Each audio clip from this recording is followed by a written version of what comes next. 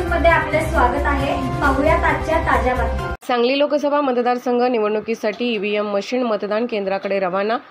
7 मे 2024 रोजी मतदान निवडणुकीसाठी यंत्रणा सज्ज।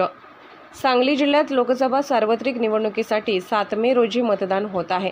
निवडणुकीसाठी यंत्रणा सज्ज झाली आहे। जिल्हाधिकारी डॉक्टर राजा दयानिधी यांनी सांगली यांनी 282 सांगली मतदारसंघ येथे डिस्पॅच या ठिकाणी भेट देऊन माहिती घेतली। तसेच निवडणूक कर्मचारी यांना शुभेच्छा दिल्या। यावेळी सहाय्यक जिल्हाधिकारी अमित रंजन, उपजिल्हाधिकारी आशिष बारकुल हे उपस्थित होते।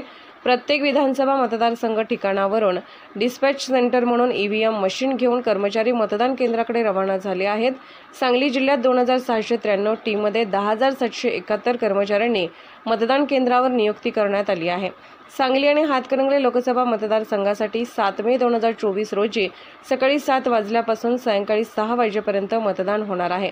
सांगली लोकसभा मतदारसंघात मिरज, सांगली, पलूस, कडेगाव, खानापूर, तासगाव, कवठेमहांकाळ आणि जत या 6 विधानसभा मतदारसंघांचा समावेश आहे। तर कोल्हापूर जिल्ह्यातील हातकणंगले लोकसभा मतदारसंघात जिल्ह्यातील इस्लामपूर आणि शिराळा या 2 विधानसभा मतदारसंघांचा समावेश आहे। सांगली जिल्ह्यात लोकसभा निवडणुकीसाठी 2448 मतदान केंद्रावर मतदान होणार आहे। यामध्ये प्रत्येक विधानसभा मतदारसंघात विशेष मतदान केंद्रे, महिला नियंत्रित केंद्रे, युवा नियंत्रित मतदान केंद्रे, दिव्यांग कर्मचारी नियंत्रित मतदान केंद्रे व बुरखाधारी मतदान केंद्राचा समावेश आहे। सांगली जिल्ह्यात एकूण 24,36,820 मतदार आहेत। त्यात सांगली लोकसभा मतदारसंघात 18,68,174 मतदार असून यामध्ये पुरुष मतदार 9,93,024, स्त्री मतदार 9,15,026 तर तृतीयपंथी 124 मतदार आहेत।